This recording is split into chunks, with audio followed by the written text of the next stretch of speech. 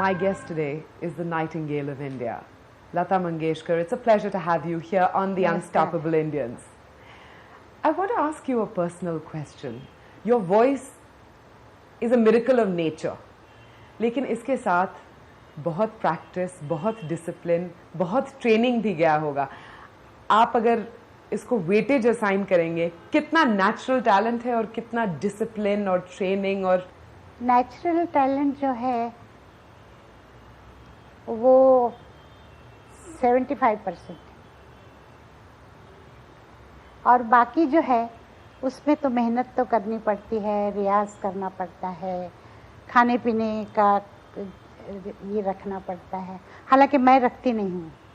मुझे लोग कहते थे कि मिर्ची खाने से गला खराब होता है. मैं मिर्ची खाती हूँ, अचार खाने से अचार खाती हूँ, दही खाने से. मैं बिल्कुल परहेज़ नहीं करती हूँ, क्योंकि मेरे पिताजी कहा करते थे कि गाने में परहेज़ की ज़रूरत नहीं है. सबसे बड़ा परहेज़ तो ये होता है कि आदमी अपना गाना जो है वो गाता रहे, मतलब वही करता रहे तो वो अच्छा रहता है. मतलब आपका गला चालू रहना चाहिए. तो वही मैंने किया पूरी जिंदगी. लेकिन जो लेसन्स आपने लिया, थोड़ा डिसिप्लिन तो हुआ होगा? नहीं, वो तो हुआ बिल्कुल. और मैंने अमान अली खां भिंडी बाज़ार वाले थे, उनका गंडा बांधा था और मैं उनसे सीखती थी, रियाज करती थी घर में. और काफ़ी मतलब डिसिप्लिन तो यही होता था कि मैं खुद ही खाने पीने पे अपने थोड़ा रोक लगाती थी. बाकी तो आपके म्यूज़िक, आपके आवाज़ में 3 प्लैंक्स हैं जो मुझे दिखते हैं. एक तो है ये ग्रेट वॉइस, एक है आपका ये स्किल और आपका ट्रेनिंग, और तीसरी बात ये है कि आपका म्यूज़िक हमें नए इंडिया की तरफ ले जाता है. 50s, the new spirit of India, the Nehruvian India. क्या वो पीरियड आपके लिए बहुत ही स्पेशल है, अगर आप सोचें कि इंडिया के लिए कैसा समय था और आपके लिए कैसा समय था?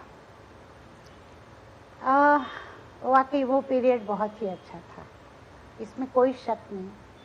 कि जिस पीरियड में हमने मतलब शुरू किया काम, 40s, 50s, 60s, 70s, मतलब बहुत ही अच्छा पीरियड था. और गाने के लिए बहुत अच्छा था, फिल्में बहुत अच्छी बनती थी और एक काम करने वालों में एक अपनापन था, बहुत अच्छा लगता था.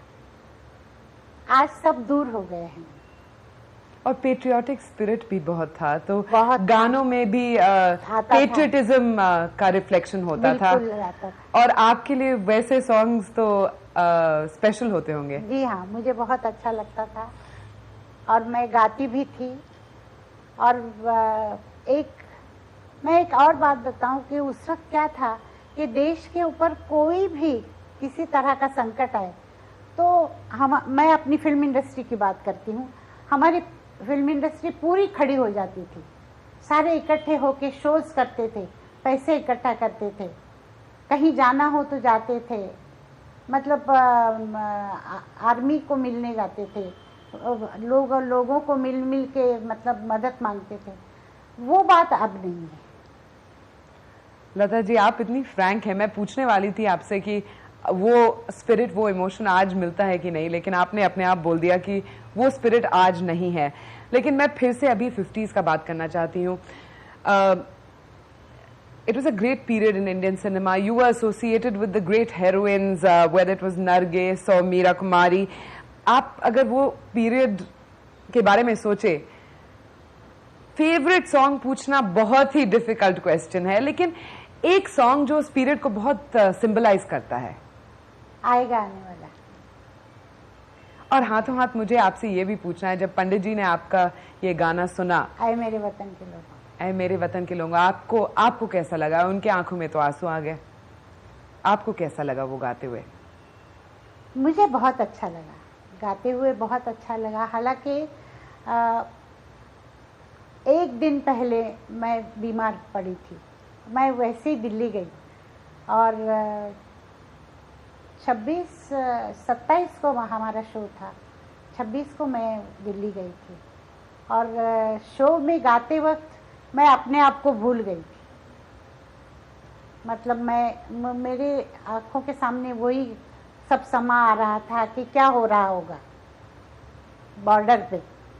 तो मैं अपने आप को भूल गई और मैं गाती रही और गा के मैं अंदर आई और एक कुर्सी पे जाके मैं बैठ गई एक कोने में चुपचाप। तो मुझे महबूब खान थे आप प्रोड्यूसर डायरेक्टर, तो उन्होंने उनकी आवाज़ सुनी मैंने कि अरे लता कहाँ है, लता को बुलाओ। तो मैंने कहा महबूब साहब मैं यहाँ हूँ। तो कहने लगे इधर आओ इधर आओ, पंडित जी तुमको बुला रहे हैं। और मेरा हाथ पकड़ के वो जल्दी जल्दी मुझे लेके गए बाहर। पंडित जी खड़े थे और उनके पास में ही मिसेस गांधी इंदिरा गांधी का। तो मुझे जाके ले गए और कहने लगे देखा ये है हमारी लता, कैसा गाया उसने। तब मुझे पंडित जी ने कहा कि बेटा तुमने मुझे आज रुला दिया, घर कब आ रही हो, शाम को आ रही हो ना। मतलब उनके यहाँ चाय पे बुलाया था। तो सारा ही मतलब अलग ही एक समा था। मैं I want to go back right to the beginning. और आपके पूरे फैमिली में आप जहाँ देखिए सारे म्यूजिशियंस ही हैं। आपके फादर भी म्यूजिशियन थे, एक्टर भी थे। कैसा माहौल था घर में? क्योंकि ये लगता है कि मंगेशकर सरनेम के साथ म्यूजिक आता है। नहीं, माहौल हमारे घर में जब पिताजी थे, मैं तो बहुत छोटी थी, तो गाना तो दिन भर ही होता था। जो हमारे ड्रामा कंपनी थी तो वो, पर पिताजी बहुत कंजर्वेटिव थे। मुझे मतलब बच्चों को नाटक देखने जाना वगैरह उनको अच्छा नहीं लगता था, घर में ही रखते थे। और कपड़े भी वो पसंद करके ही हमारे लिए लेते थे। और कुछ बातें मतलब उनकी थी कि ये कुंकू लगाना चाहिए, हाथों में चूड़ियाँ होनी चाहिए, बहुत ये थे मतलब पर्टिकुलर थे। बहुत